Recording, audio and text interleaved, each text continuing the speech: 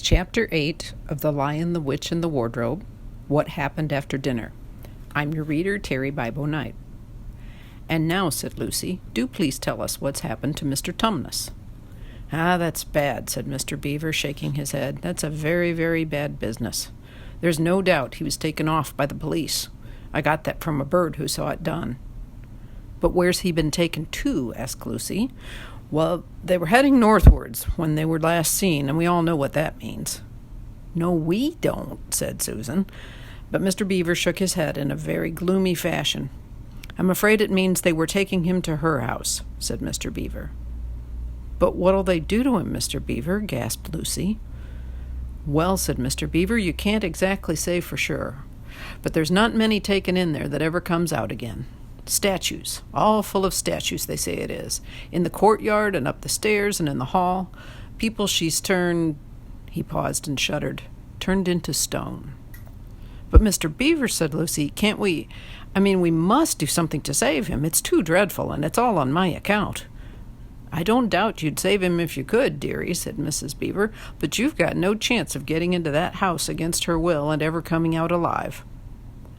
Couldn't we have some stratagem, said Peter. Couldn't we dress up as something or pretend to be, peddlers or anything, or watch till she was gone out, or, hang it all, there must be some way. This fawn saved my sister at his own risk, Mr. Beaver. We can't just leave him to have that done to him. It's no good, son of Adam, said Mr. Beaver. No good your trying, of all people. But now that Aslan is on the move... Oh, yes, tell us about Aslan, said several voices at once, for once again that strange feeling, like the first signs of spring, like good news, had come over them. Who is Aslan? Asked Susan. Aslan, said Mr. Beaver. Why, don't you know? He's the king. He's the lord of the whole wood, but not often here, you understand. Never in my time or my father's time. But the word has reached us that he has come back. He is in Narnia at this moment. He'll settle the White Witch all right. It's he, not you, that will save Mr. Tumnus. She won't turn him into stone, too, said Edmund. Lord love you, son of Adam. What a simple thing to say, answered Mr. Beaver with a great laugh. Turn him into stone? If she can stand on her 2 feet and look him in the face, it'll be the most she can do, and more than I expect of her. Nope. He will put all to rights, as it says in an old rhyme in these parts. Wrong will be right when Aslan comes in sight. At the sound of his roar, sorrows will be no more. When he bares his teeth, winter meets its death. And when he shakes his mane, we shall have spring again. You'll understand when you see him. But shall we see him? Asked Susan. Why, daughter of Eve, that's what I brought you here for. I'm to lead you where you shall meet him, said Mr. Beaver. Is he a man? Asked Lucy. Aslan a man? Said Mr. Beaver sternly. Certainly not. I tell you he is the king of the wood and the son of the great emperor beyond the sea. Don't you know who is the king of beasts? Aslan is a lion, the great lion. Ooh, said Susan. I thought he was a man. Is he quite safe? I shall feel rather nervous about meeting a lion. That you will, dearie, and no mistake, said Mrs. Beaver. If there's anyone who can appear before Aslan without their knees knocking, they're either braver than most or else just silly. Then he isn't safe, said Lucy. Safe, said Mr. Beaver. Don't you hear what Mrs. Beaver tells you? Who said anything about safe? Of course he isn't safe, but he's good. He's the king, I tell you. I'm longing to see him, said Peter, even if I do feel frightened when it comes to the point. That's right, son of Adam, said Mr. Beaver, bringing his paw down on the table with a crash that made all the cups and saucers rattle. And so you shall. Word has been sent that you are to meet him, tomorrow if you can, at the stone table. Where's that? Said Lucy. I'll show you, said Mr. Beaver. It's down the river, a good step from here. I'll take you to it. But meanwhile, what about poor Mr. Tumnus? Said Lucy. The quickest way you can help him is by going to meet Aslan, said Mr. Beaver. Once he's with us, then we can begin doing things. Not that we don't need you too, for that's another of the old rhymes. When Adam's flesh and Adam's bone sits at Paravel enthroned, the evil time will be over and done. So things must be drawing near their end now he's come and you've come. We've heard of Aslan coming into these parts before, long ago, nobody can say when, but there's never been any of your race here before. That's what I don't understand, Mr. Beaver, said Peter. Isn't the witch herself human? She'd like us to believe it, said Mr. Beaver, and it's on that she bases her claim to be the queen. But she's no daughter of Eve. She comes of your father Adam. Here Mr. Beaver bowed. Your father Adam's first wife. Her they called Lilith. And she was one of the Jinn. That's what she comes from on one side. And on the other, she comes of the giants. Nope, there isn't a drop of real human blood in the witch. Well, that's why she's bad all through, Mr. Beaver, said Mrs. Beaver. True enough, Mrs. Beaver, replied he. There may be two views about humans, meaning no offense to the present company, but there's no two views about things that look like humans and aren't. I've known good dwarfs, said Mrs. Beaver. So have I, now that you come to speak of it, said her husband, but precious few, and they were the ones least like men. But in general, take my advice. When you meet anything that's going to be human and isn't yet, or used to be human once and isn't now, or ought to be human and isn't, keep your eyes on it and feel for your hatchet. And that's why the witch is always on the lookout for any humans in Narnia. She's been watching for you this many a year, and if she knew there were 4 of you, she'd be more dangerous still. What's that to do with it? Asked Peter. Because of another prophecy, said Mr. Beaver. Down at Cair Paravel, that's the castle on the sea-coast, down at the mouth of this river, which ought to be the capital of the whole country if all was as it should be, down at Cair Paravel there are 4 thrones, and it's a saying in Narnia, time out of mind, that when 2 sons of Adam and 2 daughters of Eve sit in those 4 thrones, then it will be the end not only of the White Witch's reign, but of her life. And that is why we had to be so cautious as we came along, for if she knew about you 4, your lives wouldn't be worth a shake of my whiskers. All the children had been attending so hard to what Mr. Beaver was telling them that they had noticed nothing else for a long time. Then, during the moment of silence that followed his last remark, Lucy suddenly said, I say, where's Edmund? There was a dreadful pause, and then everyone began asking, who saw him last? How long has he been missing? Is he outside? And then all rushed to the door and looked out. The snow was falling thickly and steadily. The green ice of the pool had vanished under a thick white blanket, and from where the little house stood in the center of the dam you could hardly see either bank. Out they went, plunging well over their ankles into the soft new snow, and went round the house in every direction. Edmund! Edmund! They called, till they were hoarse. But the silently falling snow seemed to muffle their voices, and there was not even an echo in answer. How perfectly dreadful, said Susan, as they at last came back in despair. Oh, how I wish we had never come.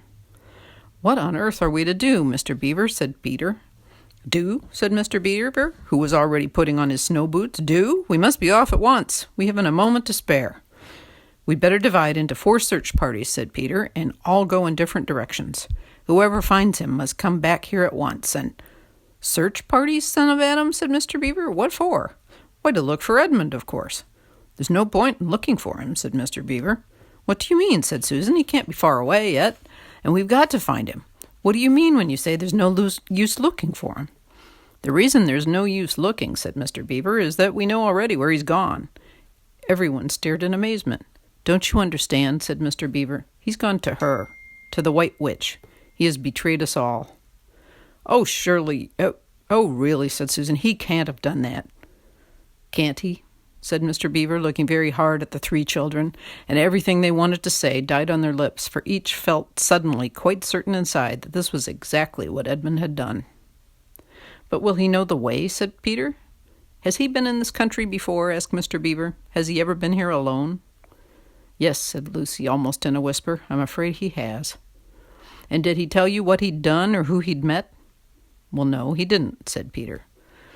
Then mark my words, said Mr. Beaver. He's already met the White Witch and joined her side and been told where she lives. I didn't like to mention it before, he being your brother and all, but the moment I set eyes on that brother of yours, I said to myself, treacherous. He had the look of one who has been with the witch and eaten her food. You can always tell them if you've lived long in Narnia, something about their eyes. All the same, said Peter, in a rather choking sort of voice, we'll still have to go and look for him. He is our brother, after all, even if he is rather a little beast, and he's only a kid. Go to the witch's house, said Mrs. Beaver. Don't you see that the only chance of saving either him or yourselves is to keep away from her? How do you mean? Said Lucy. Why, all she wants is to get all 4 of you. She's thinking all the time of those 4 thrones at Cair Paravel. Once you were all 4 inside her house, her job would be done, and there'd be 4 new statues in her collection before you'd had time to speak. But she'll keep him alive as long as he's the only one she's got, because all she'll want him to use him as a decoy, as bait to catch the rest of you with." "Oh, can no one help us?" wailed Lucy. "Only Aslan," said Mr. Beaver. "We must go on and meet him. That's our only chance now." "It seems to me, my dears," said Mrs. Beaver, "that it is very important to know just when he slipped away. How much he can tell her depends on how much he heard. For instance, had we started talking of Aslan before he left?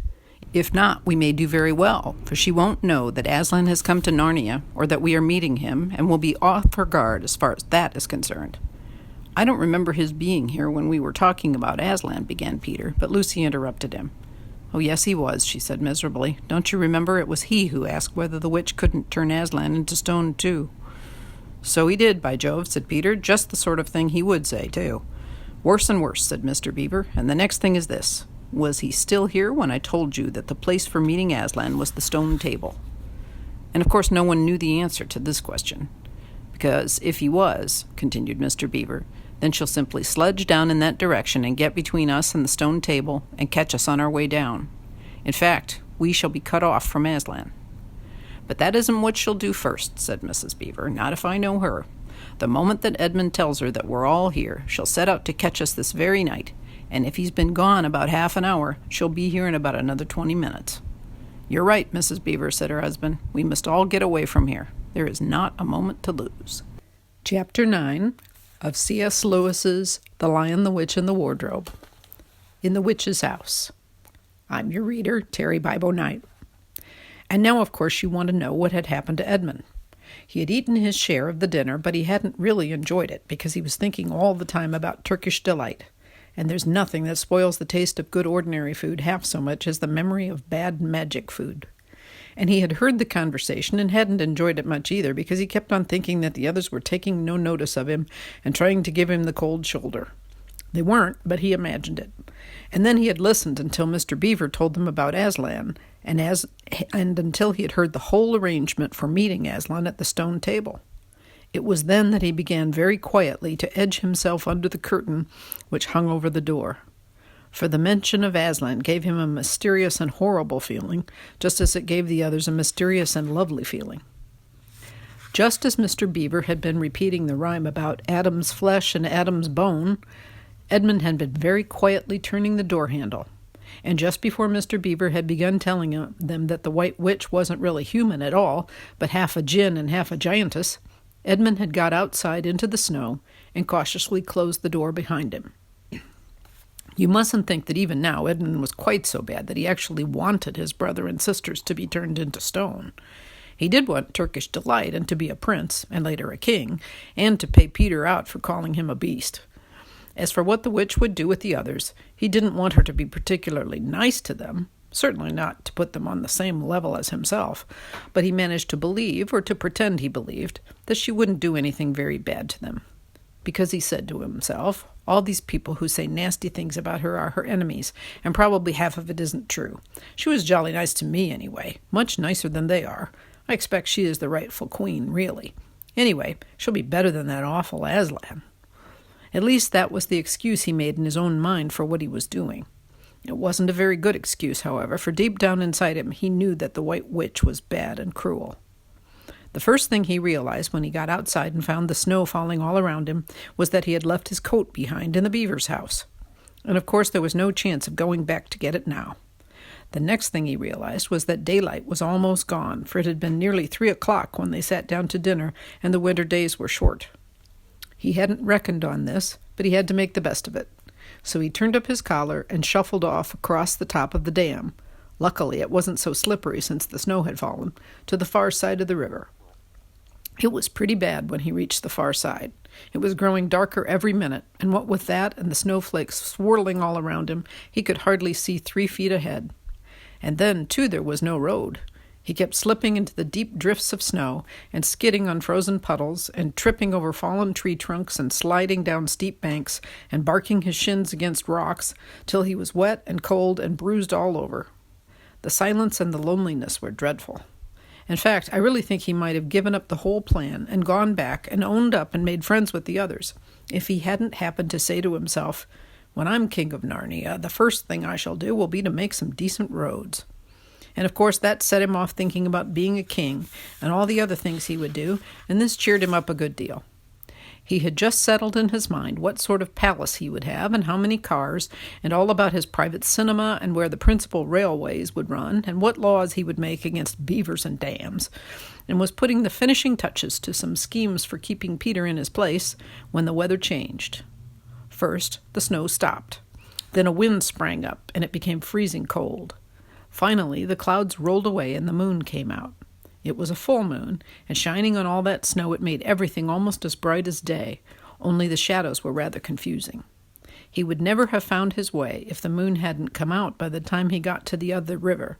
You remember he had seen, when they first arrived at the beavers, a small river flowing into the great one lower down. He now reached this and turned to follow it up. But the little valley down which it came was much steeper and rockier than the one he had just left, and much overgrown with bushes, so that he could not have managed it at all in the dark. Even as it was, he got wet through, for he had to stoop to go under branches, and great loads of snow came sliding off onto his back. And every time this happened, he thought more and more how he hated Peter, just as if all this had been Peter's fault. But at last he came to a part where it was more level, and the valley opened out. And there, on the other side of the river, quite close to him, in the middle of a little plain between two hills, he saw what must be the White Witch's house. And the moon was shining brighter than ever. The house was really a small castle. It seemed to be all towers, little towers with long pointed spires on them, sharp as needles. They looked like huge dunces' caps or sorcerers' caps, and they shone in the moonlight, and their long shadows looked strange on the snow. Edmund began to be afraid of the house. But it was too late to think of turning back now. He crossed the river on the ice and walked up to the house. There was nothing stirring, not the slightest sound anywhere. Even his own feet made no noise on the deep, newly fallen snow. He walked on, past corner after corner of the house, and past turret after turret, to find the door. He had to go right round to the far side before he found it. It was a huge arch, but the great iron gates stood wide open.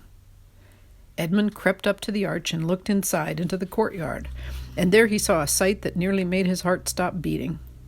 Just inside the gate, with the moonlight shining on it, stood an enormous lion, crouched as if it was ready to spring.